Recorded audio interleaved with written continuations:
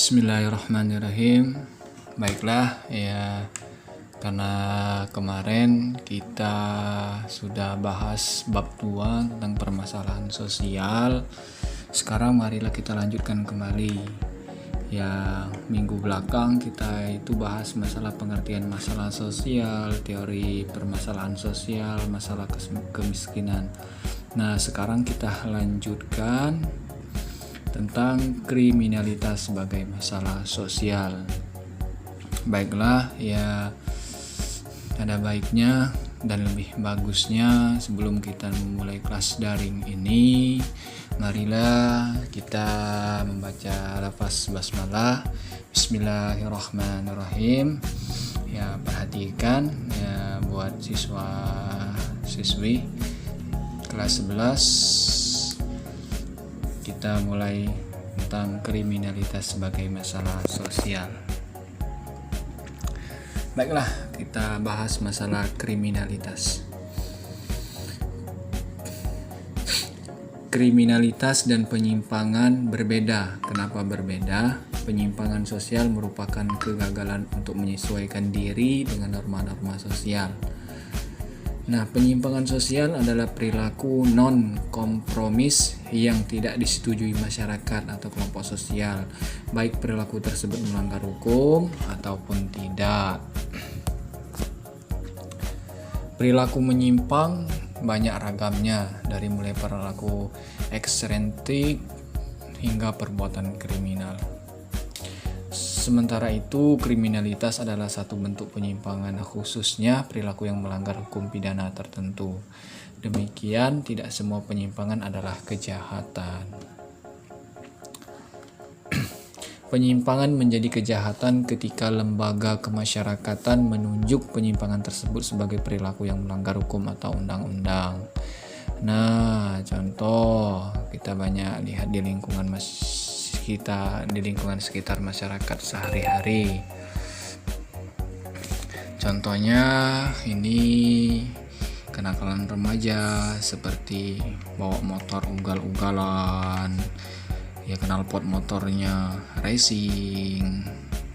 Nah, inilah penyimpangan seperti ini ya adalah menjadi kejahatan ketika lembaga masyarakat menunjuk penyimpangan tersebut sebagai perilaku yang melanggar hukum atau undang-undang.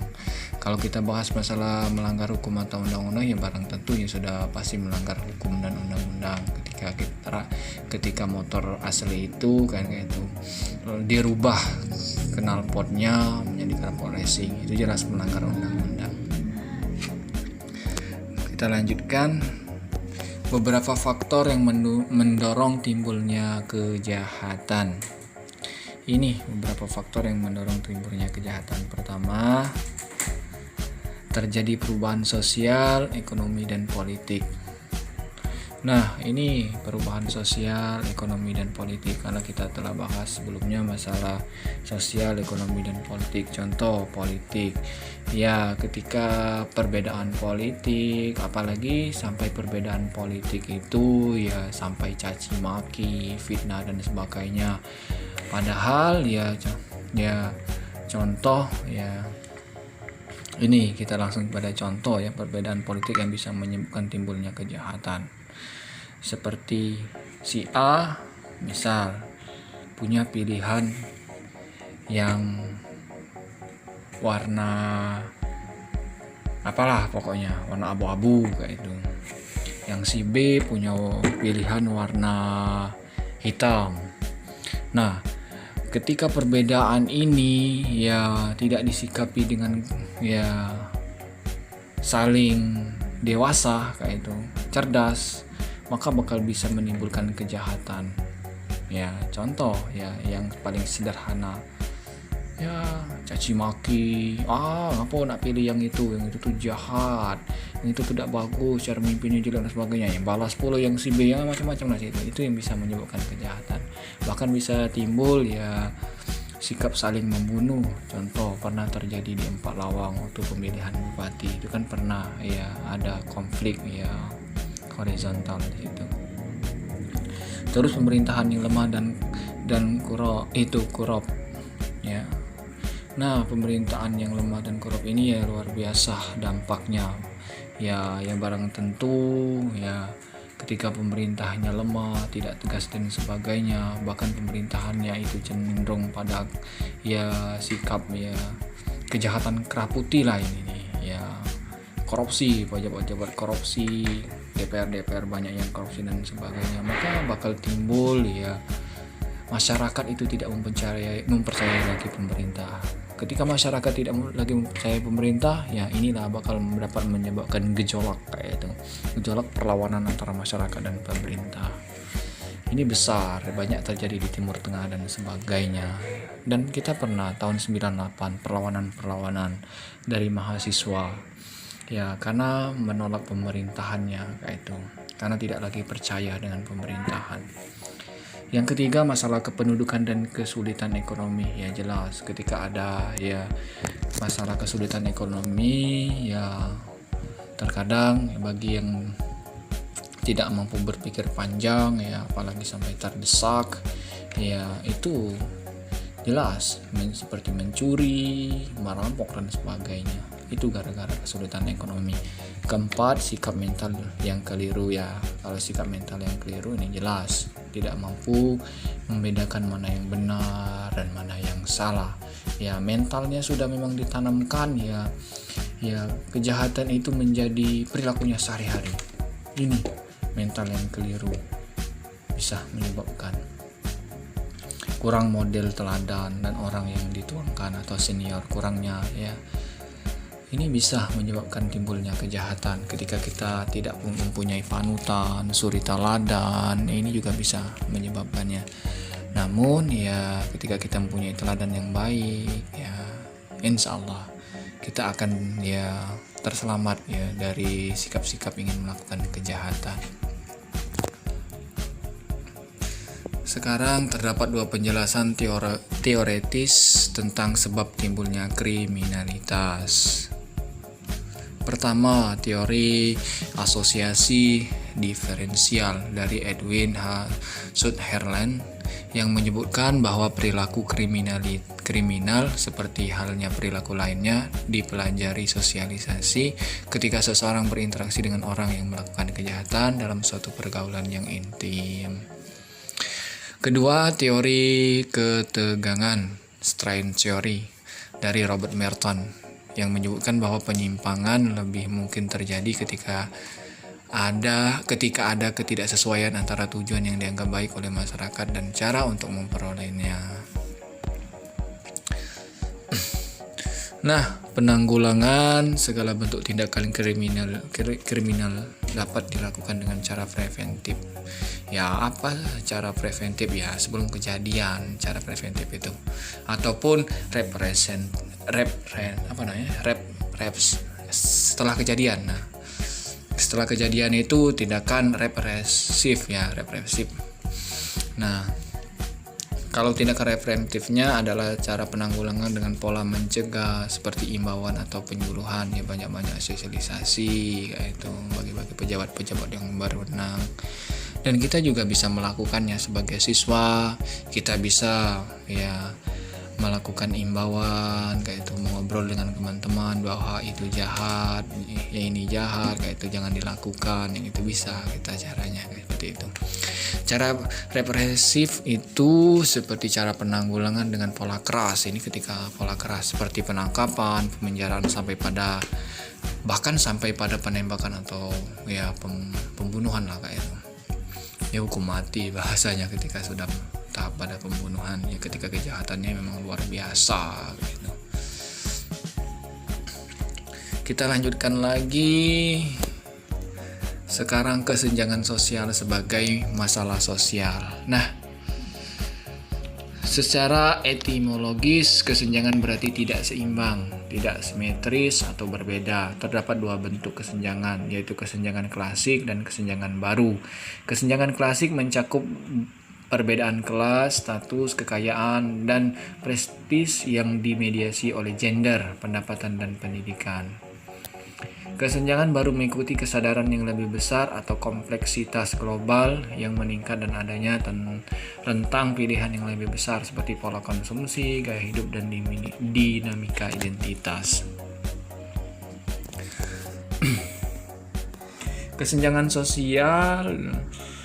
Nah, kita balik lagi ya. Kesenjangan sosial mengacu pada cara pengkategorian orang berdasarkan karakteristik seperti usia, jenis kelamin, kelas, etnisitas, berkaitan dengan akses ke berbagai layanan dan produk sosial seperti pasar tenaga kerja, sumber pendapatan, pasar perumahan, pendidikan, dan sistem kesehatan, dan bentuk-bentuk perwakilan dan partisipasi politik. Kesenjangan sosial ini dibentuk oleh berbagai faktor struktural seperti lokasi geografis atau status kewarganegaraan dan oleh wacana dan identitas budaya. Nah, kesenjangan sosial ekonomi mengacu pada kontras antara kondisi ekonomi orang yang berbeda atau kelompok yang berbeda dalam masyarakat yang melaksanakan pembangunan atau modernisasi ya. Hal ini terjadi karena kurangnya adanya kesempatan untuk memperoleh sumber pendapatan, kesempatan kerja, kesempatan berusaha, dan kesempatan berpartisipasi dalam pembangunan. Nah, inilah yang ya contoh-contoh tentang kesenjangan sosial ekonomi. Semakin besarnya perbedaan untuk mendapatkan kesempatan-kesempatan tadi yang ya saya sebutkan ya, seperti pendapatan, kesempatan kerja, kesempatan berusaha, dan kesempatan berpartisipasi dalam pembangunan, maka semakin besar pula tingkat kesenjangan sosial ekonomi yang terjadi di masyarakat. Demikian sebaliknya. Nah, sekarang kita masuk pada faktor-faktor yang menyebabkan kesenjangan ekonomi. Pertama, menurunnya pendapatan per kapita sebagai akibat pertumbuhan penduduk yang relatif tinggi tanpa diimbangi dengan produktivitas. Kedua, ketidakmerataan pembangunan antar daerah sebagai akibat kebijakan politik dan kekurangsiapan SDM. Ketiga, rendahnya mobilitas sosial sebagai akibat sikap mental tradisional yang kurang menyukai persaingan dan kewirausahaan. Saya rasa ya sudah jelas tentang faktor-faktor ini. Nah, sekarang kita masalah ketidakadilan sebagai masalah sosial. Ketidakadilan pada umumnya menyangkut masalah pembagian sesuatu terhadap hak seseorang atau kelompok yang dilakukan secara tidak proporsional. Nah, ada beberapa bentuk ketidakadilan. Yang pertama itu stereotip ya. Stereotip itu pemberian sifat tertentu secara subjektif terhadap seseorang berdasarkan kategori kelompoknya.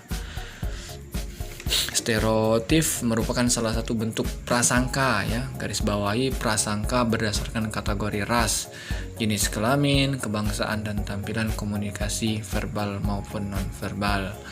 Stereotip dapat berbentuk positif ya, bisa juga berbentuk positif. Contoh, Indonesia adalah bangsa yang ramah, maupun juga bisa berbentuk negatif. Contoh, orang-orang di pulau itu malas. Bisa kan? Kedua, marginalisasi adalah proses pemutusan hubungan kelompok-kelompok tertentu dengan lembaga sosial utama seperti struktur ekonomi, pendidikan, dan lembaga sosial ekonomi lainnya. Marginalisasi ini seperti orang selalu melibatkan kemampuan penduduk yang dominan atau melaksanakan beberapa tingkat kontrol dan kekuasaan atas kelompok-kelompoknya yang terpinggirkan. Marginalisasi. Kelompok atau individu yang marginal sering dikucilkan dari layanan, program, dan kebijakan. Inilah salah satu bentuk tidak keadilan, marginalisasi. Pengucilan terhadap kelompok atau individu ya. Ini marginal. Subordinasi ini juga sering disebut dengan penomorduaan. Jadi dikeduakan kayak itu bahasanya, adalah pembedaan perlakuan terhadap identitas sosial tertentu, di mana umumnya yang menjadi kelompok subordinasi adalah kelompok minoritas. Nah, kelompok minoritas ya ini sering ya dijadikan nomor 2 kayak itu, nomor 2-an. Inilah yang disebut dengan subordinasi, ketidakadilan. Dominasi, ternyata dominasi ya itu salah satu bentuk ketidakadilan. Apa di sini pengertian dominasi? Ya itu seperti suatu kondisi yang dialami oleh orang-orang atau kelompok untuk sejauh bahwa mereka bergantung pada hubungan sosial di mana beberapa orang atau kelompok lain memegang kekuasaan sewenang-wenang atas mereka. Ada beberapa bentuk dominasi diantaranya, contoh perbudakan, ini bentuk dominasi ya contohnya. Rezim diskriminasi sistematis terhadap kelompok minoritas, ya ini juga contohnya. Rezim politik kolonial, despotisme, totalitarisme, kapitalisme, dan feodalisme. Nah, inilah contoh-contoh dari dominasi. Serasa ya materi lanjutan untuk bab kedua ini sudah cukup, sudah terangkan, ya sudah terpaparkan. Karena kita kondisinya kelas-kelas daring, ya jadi kita harus mengikuti perkembangan zaman. Nah, itu saja dari kelas lanjutan ya, karena kemarin kita membahas masalah bab 2 permasalahan sosial. Itu ya yang saya berikan ya.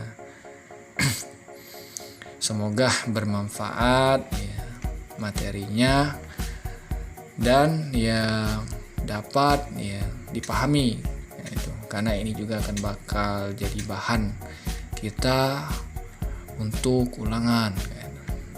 Sudah, saya rasa sudah cukup, saya akhiri ya. Alhamdulillahirabbil alamin. Assalamualaikum warahmatullahi wabarakatuh.